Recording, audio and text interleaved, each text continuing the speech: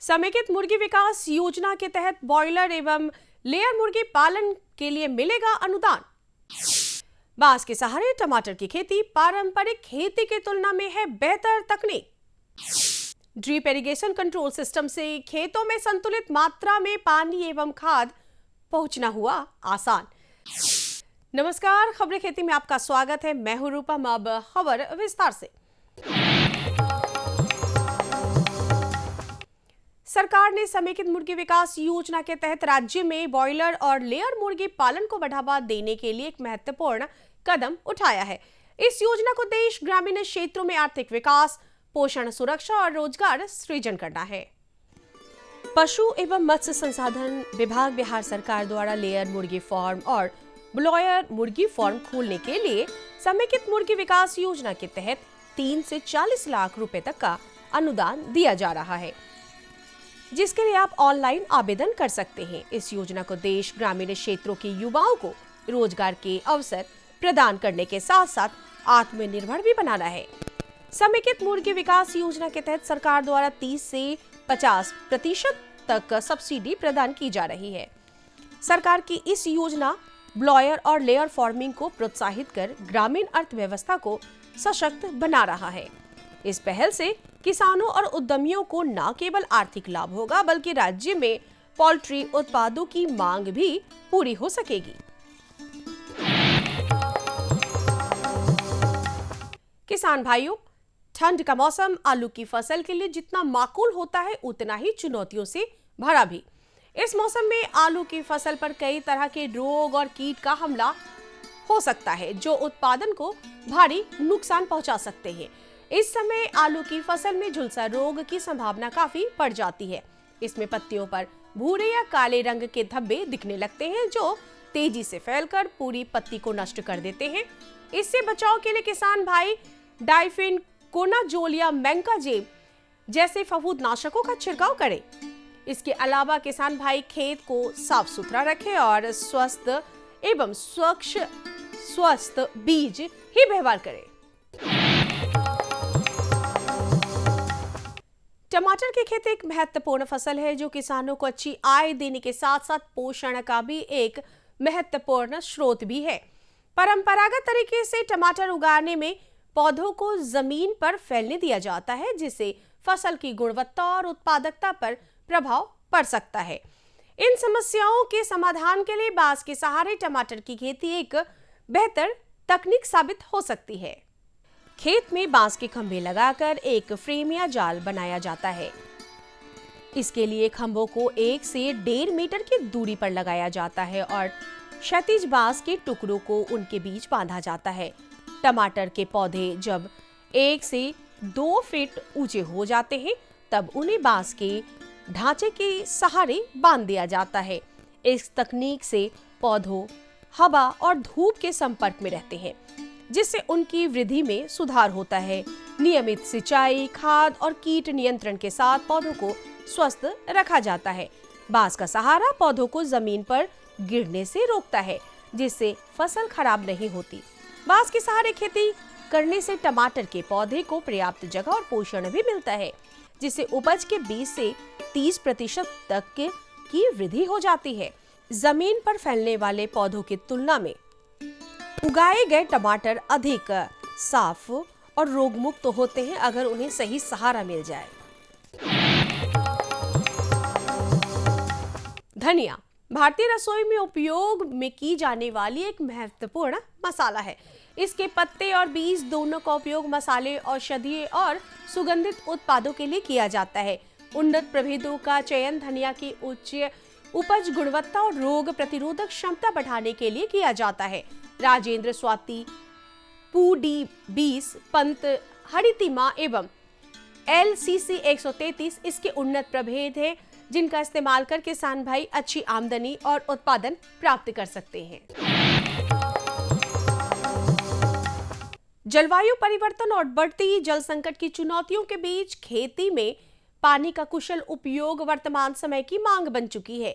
ऐसे में drip irrigation control system एक क्रांतिकारी उपकरण के रूप में उभरकर सबके सामने आया है। यह प्रणाली न केवल जल के अवयव को रोकती है बल्कि फसलों की उत्पादकता बढ़ाने में भी काफी मदद करती है। आधुनिक कृषि को स्मार्ट और टिकाऊ बनाने के लिए ड्रिप इरिगेशन कंट्रोल सिस्टम प्रणाली किसानों के लिए वरदान साबित हो रहा है। ड्रिप इरिगेशन कंट्रोल सिस्टम एक उन्नत सिंचाई तकनीक है जिसे पानी को पाइपलाइन और ड्रिपर्स के माध्यम से पौधों की जड़ों तक सीधा पहुंचाया जाता है। कंट्रोल सिस्टम इसे और अधिक स्मार्ट बनाता है क्योंकि यह सेंसर, टाइमर और स्वचालित नियंत्रण उपकरणों के माध्यम से पानी और पोषक तत्वों की सटीक मात्रा सुनिश्चित करता है। पानी की प्रत्येक बूंदों को सीधे पौधों की जड़ों तक पहुंचाया जाता है। सिस्टम को प्रोग्राम किया जाता है जिससे पानी और खाद देने का समय और मात्रा स्वचालित रूप से निर्धारित होता है। आइए अब एक नजर डालते हैं मंडी के ताजा भाव पर।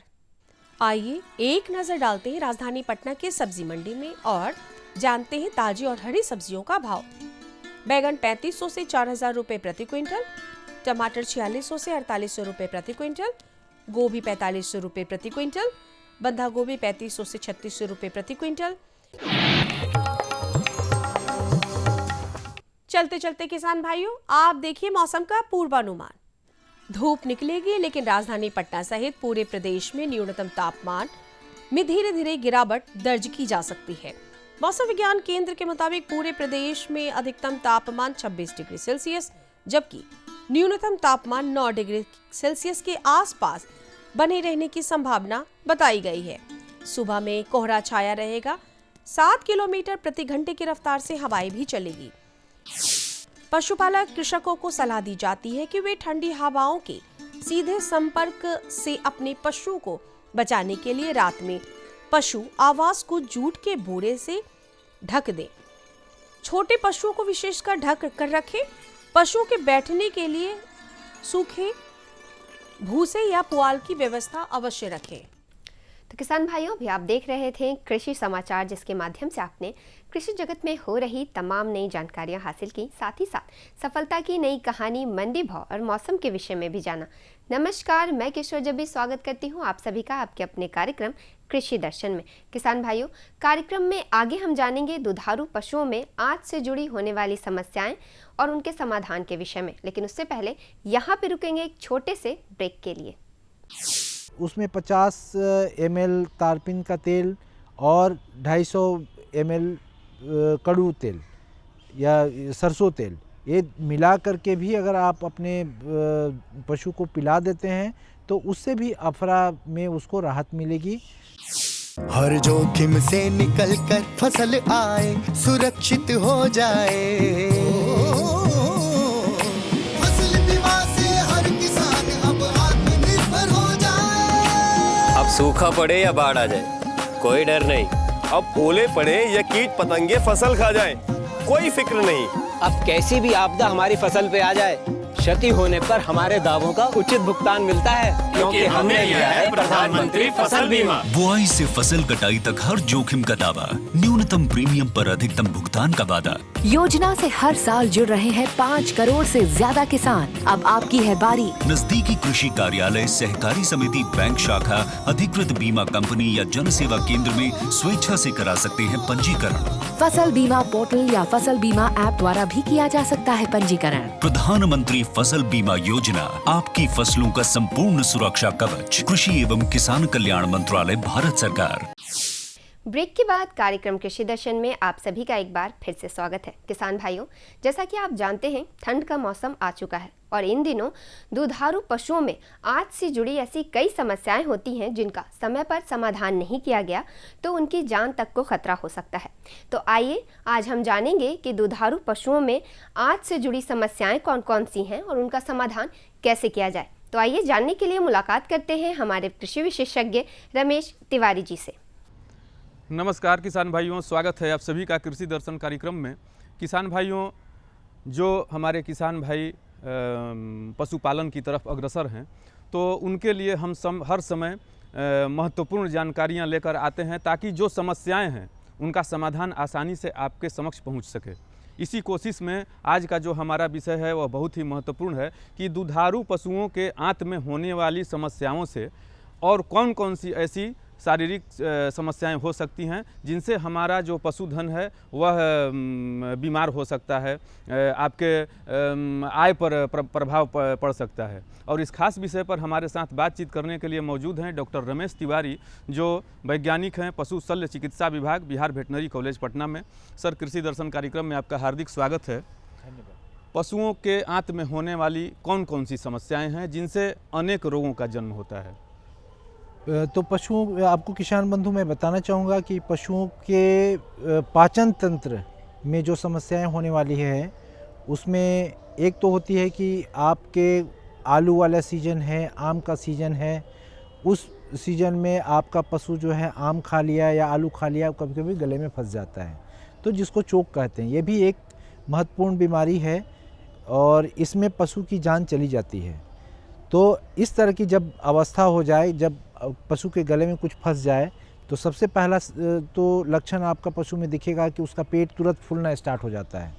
तो बचाने के लिए सबसे पहले उपाय ये करना चाहिए कि पेट में तुरंत से बड़ी नीडल डाल देना चाहिए ताकि पेट से गैस निकलता रहे और पशु आपका सुरक्षित रहे, और गैस निकलता रहेगा, पशु सुरक्षित रहेगा। इस बीच आप किसी पशु चिकित्सक से संपर्क करें और बुला करके उसको निकलवाने का प्रयास करें।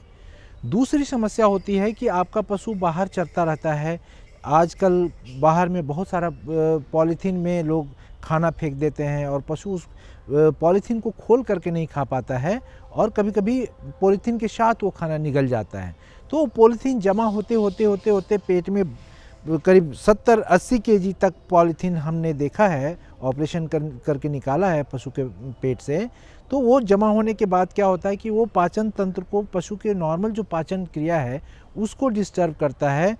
पॉलीथीन जब उसके पेट में जमा हो जाता है तो बार बार उसके पेट में गैस बनेगा। तो इसके समाधान के लिए आपको ऑपरेशन शल्य चिकित्सा द्वारा किसी पशु चिकित्सक से संपर्क करके उसको पेट से हटवाना पड़ेगा। चूँकि पॉलीथीन जो है वो पचता नहीं है, वो पेट में आजीवन पड़ा रहता है और गांठ की तरह बन जाता है और उसके पाचन तंत्र को नुकसान करता है। आमतौर पर यह देखा जाता है कि जो हमारे गांव देहात के किसान भाई हैं तो अपने पशुओं के रख रखाव में उतना ये ध्यान नहीं देते हैं, जिसके चलते समस्याओं का सामना करना पड़ता है।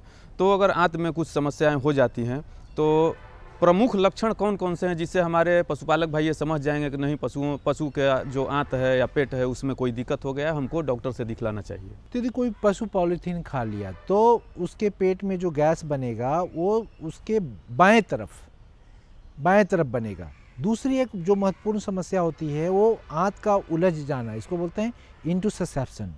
इसमें जब पेट में जो गैस बनेगा या पेट जब फूलेगा वो उसके दाहिने तरफ फूलेगा, और इसके जो इंटुससेप्शन के जो मुख्य लक्षण होंगे, आपका पशु नॉर्मल खाना पीना खा रहा है, अचानक उसके पेट में दर्द होगा। पेट में दर्द आप ऐसे समझ पाएंगे कि अचानक वो उठ बैठ करना स्टार्ट करेगा, बेचैन हो जाएगी, पैर बार बार लात मारेगा, पेट में पैर मारेगा, इस तरह से मतलब बेचैनी टाइप में होगी, उठेगा बैठेगा, और अगले दिन से क्या होगा, गोबर आना बंद हो जाएगा। तो आप समझ लें कि ये मुख्यतः उसका आंत उलझ गया है, और यही लक्षण है कि पेट में दर्द होना और अगले दिन से गोबर आना बंद हो जाना। तो ये भी एक शल्य चिकित्सा द्वारा ही ठीक किया जा सकता है। इसमें भी दवा द्वारा उस पशु को ठीक करना ये कम हो पाता है। तो इसको जितना से जितना जल्दी हो पशु चिकित्सक से संपर्क करना चाहिए और इसको ऑपरेशन करवाना चाहिए। ऑपरेशन भी बहुत मामूली है और इसमें सही समय पर ऑपरेशन होने के बाद 100% पशु बचते हैं और दोबारा सेम प्रोडक्शन में वो लौट जाते हैं।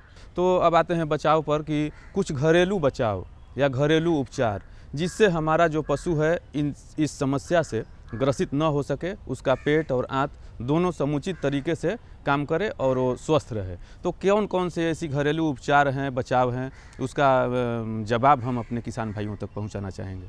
तो बचाव में मुख्य पशुपालक बंधुओं को ये प्रिकॉशन लेना चाहिए कि अपने पशुओं को बाहर लवारिश नहीं छोड़ें, उसको हमेशा अपने जगह पे ही बांध करके रखें, या अगर खोले भी तो अपने देख रेख में खोलें, ताकि वो पशु कहीं से कोई पॉलीथीन उठा करके किसी पॉलीथीन में बंद कोई मान लीजिए सब्जी का कचरा है या कुछ उस तरह को ना खाए।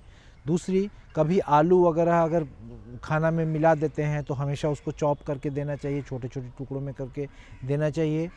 तीसरी उपाय यह है कि कभी कभी देखा जाता है कि हम जब सानी देते हैं तो उसमें सत्तू या आटा डाल देते हैं, तो उससे क्या होता है कि पशु जब उस चीज़ को खाता है तो अचानक गैस बनता है। गैस बनने के कारण जो आंत इंटरोसेप्शन वाला आंत उलझने वाली जो समस्या मैं बताया, वो गैस अचानक गैस बनने के चलते आंत में इंटरोसेप्शन हो जाता है और आंत उलझ जाता है। तो ऐसे हम लोगों को नहीं करना चाहिए। आटा सत्तू जो है हम जो छींटते हैं उसके जगह पे दारा करना चाहिए। दारा जो खिलाते हैं हम बॉयल करके उसको हम छींट दें, उसके टेस्ट बनाने के लिए और अच्छे से पैलेटेबल बनाने के लिए, खाना खाने के लिए। और समय समय पे हर 4 से 6 महीना पे कृमि की दवा उसको खिलाना चाहिए। कभी कभी कृमि ज़्यादा हो जाता है पेट में, उसके चलते भी पशुओं को पेट की समस्या आती है। तो ये सारी अगर हम प्रिकॉशन लें, ये सारा सावधानी अगर बरतें, तो इन सब चीज़ों से होने वाली जो समस्याएं हैं, जो पशु के आंत में होने वाली समस्याएं हैं, इनको बहुत हद तक हम बचा सकते हैं। कई मायनों में सर हमने देखा है कि जो हमारे पशुपालक भाई होते हैं तो पशुओं की जो छोटी मोटी समस्याएं होती हैं, जैसे पेट फूलना या जिसे हम अफरा रोग भी कहते हैं, तो उससे बचाव के लिए जवाइन का पानी, जो घरेलू उपचार है, उसको अमल में लाते हैं। तो अगर आंत में कुछ समस्याएं हो जाएं तो सबसे पहले उनको चिकित्सा करवाना चाहिए या घर पे ही पहले उसका उपचार करना चाहिए। देखिए, पशुपालन हम लोग को पशुपालन का बहुत लंबा अनुभव है किसान बंधुओं को। वो बहुत पुराने ज़माने से हम लोग पशुपालन करते आ रहे हैं। तो घरेलू नुस्खा जो है रियली वो काम करता है और उसका उपयोग प्राथमिक उपचार की तरह करना ही चाहिए। और इसके बावजूद भी अगर लगता है कि समस्या का समाधान नहीं हो रहा है तो आपको नज़दीकी पशु चिकित्सक से तुरंत सलाह लेना चाहिए। और जैसे अफरा हो गया, पेट फूल गया, उसमें एक जो घरेलू चिकित्सा के रूप में हम आपको और भी ऐड करना चाहेंगे कि उसमें 50 ml तारपीन का तेल और 250 ml कड़ू तेल या सरसों तेल, ये मिला करके भी अगर आप अपने पशु को पिला देते हैं तो उससे भी अफरा में उसको राहत मिलेगी। तो बाकी जो नुस्खा होता है हमसे ज़्यादा आप जानते हैं किसान बंधु, तो मैं बस इतना ही ऐड करना चाह रहा था कि इसमें आपका समाधान हो सकता है इससे। अगर आपका पशु का पेट फूल गया हो या खाना ढंग से नहीं खा रहा हो तो जो घरेलू उपचार है उसको अमल में ला करके आप उसको ठीक करने का प्रयास कर सकते हैं। लेकिन अगर ज़्यादा लंबे समय तक वो उसका स्वास्थ्य, पशु का जो स्वास्थ्य है वो ठीक नहीं रह रहा है या ढंग से खाना नहीं खा रहा है, तो उसके लिए आपको नज़दीकी पशु चिकित्सा केंद्र में जाना ही होगा। इतनी अच्छी जानकारी देने के लिए डॉक्टर साहब आपका बहुत बहुत धन्यवाद। और किसान भाइयों, मिलते हैं कृषि दर्शन कार्यक्रम के अगले भाग में एक नई जानकारी के साथ। तब तक हमें और हमारी पूरी टीम को दीजिए इजाज़त। नमस्कार। कृषि दर्शन कार्यक्रम का कुछ बदला सा है अंदाज, क्योंकि कृषि और कृषि से जुड़े अलग अलग सेगमेंट का हो चुका है आगाज। जानिए कैसे हो कम लागत में ज्यादा से ज्यादा पैदावार, जिससे बढ़े आमदनी और मुनाफा लगातार। सीखिए हमारे साथ कैसे हो हर मौसम के मुताबिक अपने पशुधन की उचित देखभाल, ताकि वे रहे सब स्वस्थ और किसान का जीवन हो खुशहाल। इसके साथ जानिए मंडी के ताजा भाव, मौसम का मिजाज, रणनीति, कृषि समाचार हर हफ्ते सोमवार, बुधवार और शुक्रवार संध्या 5:30 बजे से सिर्फ दूरदर्शन बिहार पर कार्यक्रम कृषि दर्शन। तो किसान भाइयों, अभी आपने विस्तार से जाना कि दुधारू पशुओं में होने वाली आंत से जुड़ी समस्याएं कौन कौन सी हैं और उनका समाधान कैसे किया जाए। इसी के साथ बढ़ेंगे कार्यक्रम के अगले भाग में। अगले भाग में हम बात करेंगे पीएम किसान योजना के विषय में। तो आइए विस्तार से जानने के लिए मुलाकात करते हैं हमारे कृषि विशेषज्ञ राजेश कुमार शर्मा जी से। नमस्कार किसान भाइयों एवं बहनों, आप देख रहे हैं कार्यक्रम कृषि दर्शन। और कृषि दर्शन कार्यक्रम के माध्यम से हम केंद्र एवं राज्य सरकार द्वारा संचालित सभी योजनाओं की जानकारी देते हैं। समय समय पर जो भी मौसम परिवर्तन की स्थिति में कैसे कृषि कार्य किया जाए, इन तमाम विषयों पर हम आपको बताते जाते हैं, साथ ही साथ सूचना की भी जानकारी देते हैं। लेकिन जैसा कि हम सभी जानते हैं कि माननीय प्रधानमंत्री जी की दूरगामी सोच रही है कि कैसे हमारे अन्नदाता किसान भाई एवं बंधुओं की आय बढ़े कृषि कार्य को करते हुए, कैसे किसान समृद्धि की ओर अग्रसर हो। इसलिए पीएम किसान योजना लागू किया गया पूरे देश में। अब सवाल ये उठता है कि पीएम किसान योजना है क्या, इसे अमली जामा कैसे पहनाया जाए, किसान भाई बंधु बहनें कैसे इसका लाभ उठाएं। इस पर चर्चा करने के लिए हमारे साथ जुड़ चुके हैं श्री राजेश कुमार शर्मा जी, जो कि डिप्टी डायरेक्टर मूल्यांकन है। हम जानेंगे पीएम किसान योजना के बारे में। बहुत बहुत स्वागत है सर आपका हमारे कार्यक्रम में। किसान भाइयों को एक आवश्यक जानकारी देना चाहते हैं कि राज्य में कृषि विभाग द्वारा विभिन्न योजना, लाभकारी योजना, कल्याणकारी योजना आप लोगों के लिए चलाया जा रहा है, जिसके माध्यम से आपके उत्पादन में, उत्पादकता में वृद्धि हो, साथ ही साथ आपकी आमदनी बढ़े, आपका जीवन स्तर सुधरे। तो उसी कार्यक्रम के अंतर्गत भारत सरकार के द्वारा सभी किसान भाई बहनों के लिए एक विशेष योजना है, जो प्रधानमंत्री के लिए ये बहुत ही कल्याणकारी योजना और उनके फ्लैक्सी योजना के रूप में भारत सरकार द्वारा किसान के लिए कृषि सम्मान निधि योजना भारत सरकार द्वारा दिया जा रहा है। ये 2019 से वैसे किसान परिवार को के लिए ये योजना लागू किया गया है, जो कि आयकर से मुक्त हो। उन वैसे परिवार जिसमें कोई प्रोफेशनल जॉब में नहीं हो और किसानी करते हों, जो कि कृषि योग्य भूमि हो, जो खेती करते हैं, तो उनको इनपुट के लिए और अच्छे से खेती करने के लिए ये सरकार द्वारा पूरे वर्ष में 6,000 रुपया प्रति किसान को दिया जाता है। डायरेक्ट डीबीटी के माध्यम से उनके खाते में दिया जाता है। और ये इसका आवेदन जो है फार्मर पीएम किसान पोर्टल पर जाके किसान ऑनलाइन इस पर आवेदन कर सकते हैं। ये साल में 3 किस्तों में इसका भुगतान किया जाता है, 2000 के रूप में। तो इस प्रकार से पूरे वर्ष में 6,000 रुपया राशि भारत सरकार द्वारा योग्य किसानों के बीच में डायरेक्ट उनके खाते में ये राशि का भुगतान किया जाता है। तो हम सभी के भाइयों बहनों से अनुरोध करते हैं, किसान भाइयों बहनों से, कि इसका भरपूर लाभ लें और भारत सरकार की ये इस योजना का लाभ लेते हुए अपने उत्पादकता, अपनी आमदनी बढ़ाने का प्रयास करें।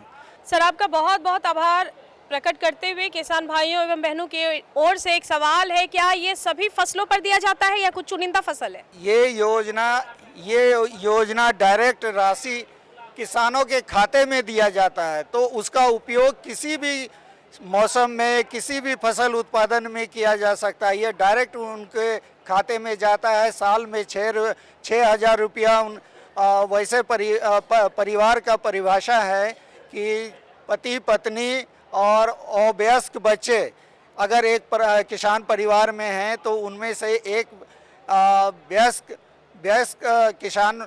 किसान बंधु या उनकी महिला किसान को उनके खाते में जाता है। इस राशि को वो किसी भी योजना में, किसी भी फसल के उत्पादन में इसका लाभ ले सकती हैं। इसमें किसी प्रकार का कोई बंधन नहीं है, वो स्वतंत्र हैं। ये राशि, नगद राशि उनके खाते में जाता है, तो वो किसी भी मौसमी फसल में उसका यूज़ कर सकते हैं, इनपुट खरीद सकते हैं और उसका उत्पादन बढ़ा सकते हैं।